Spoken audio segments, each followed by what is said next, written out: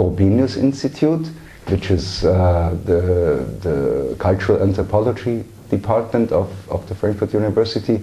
They had photographs of black soldiers which were prisoners of war in Germany, but not in the Second World War, in the First World War. And this was the idea to make this exhibition.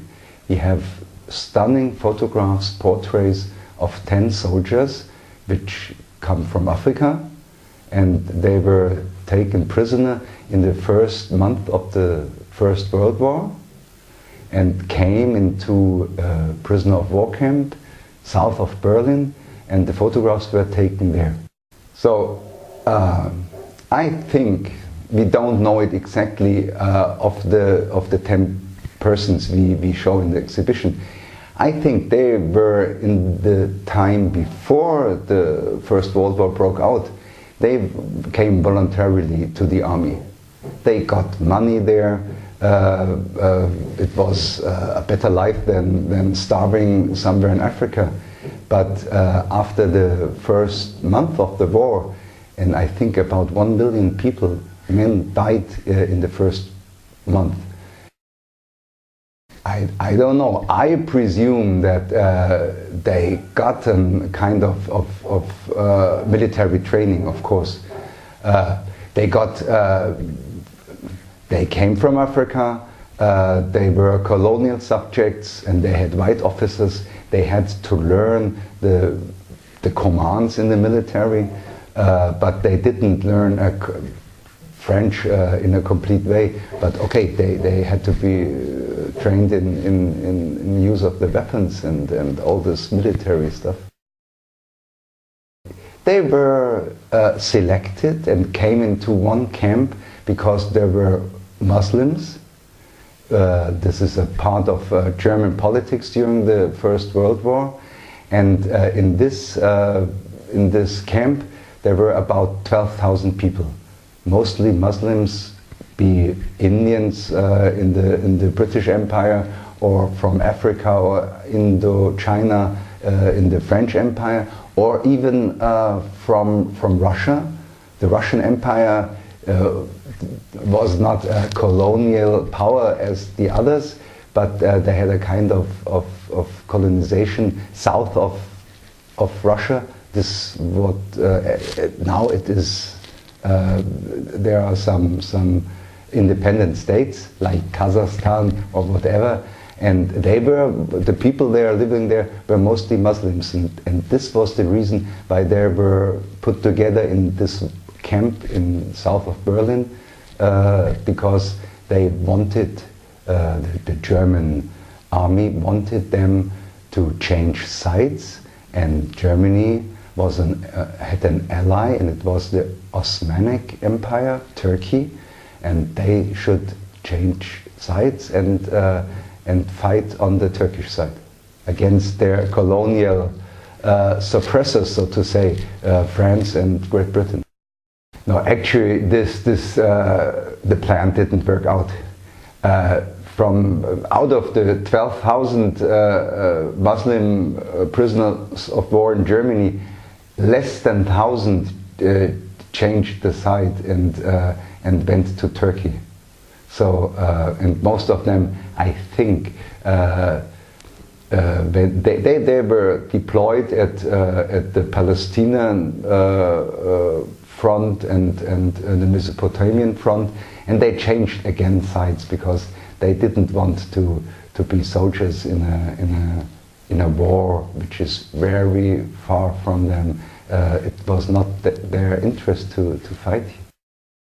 There was even they built a mosque for the Muslim soldiers. They printed a weekly journal called El Jihad, the Holy War, because Turkey declared the Holy War against France and Great Britain. So it was they did a lot, but they didn't succeed. They were transferred to Romania, and there were also prisoner of war camps where they lived, and they were photographed there again. In the last weeks of the First World War, the 4 persons of the soldiers of which we show the photographs were again photographed by scholars who made their physical anthropology studies. It was a racist theory of that time that you could categorize people just by the outer, by their faces, by their ears, by I don't know what. And they were photographed. And so we know now their names because the scholars, they wrote down the names. And so I presume when the war ended 2 weeks later, they returned first to France and then to Africa, to Senegal, wherever they came from. The German propaganda started in the early month of the war in 1914 with a very bad thing, because when German troops conquered Belgium, which was a neutral state at that time, they burned a library in Leuven, which was very famous and a very bad act, because the university was 600 years old and German troops burned all the books in it. So the Germans had a very bad propaganda against them, because they were called wild people and without any culture, and so they thought about a kind of anti-propaganda to say, oh, this countries like France and Britain, they have colonial soldiers and they fight against us white Germans, and this is a kind of it's not they are wild beasts, and you can't do that.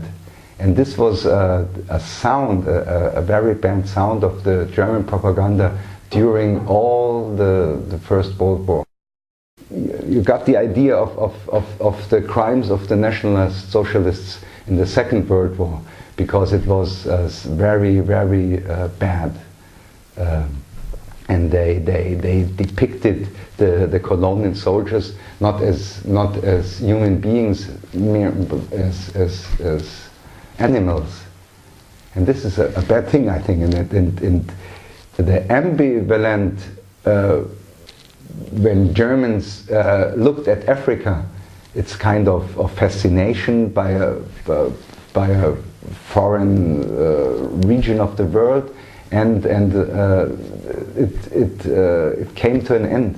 Maybe some Germans they went to the prison of war camps and looked at the colonial soldiers, at the black soldiers, because they were so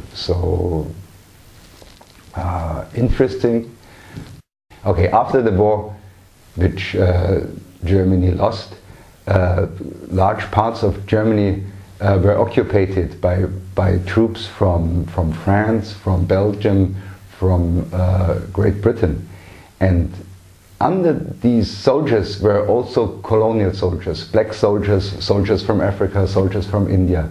And again, the German propaganda started to say, oh, it's a kind of black shame for us Germans. We have to greet black soldiers, we have to step down in the gutter when they come across the street.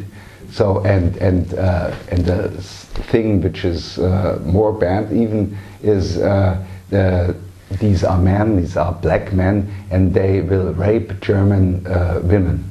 So this was a kind of propaganda which prevailed during in the time after the First World War, right into the Nazi time. And I think maybe this is one of the reasons why there's always a kind of distance to the black people who are now living in Germany. Okay, my name is Benedikt Burkhardt, and I'm curator for historical exhibitions, and I work for different museums, mainly in Frankfurt. And I studied, when I studied many years ago, I studied sociology, and after that I was working as an editor in a publishing house. And 15 years ago I started curating exhibitions.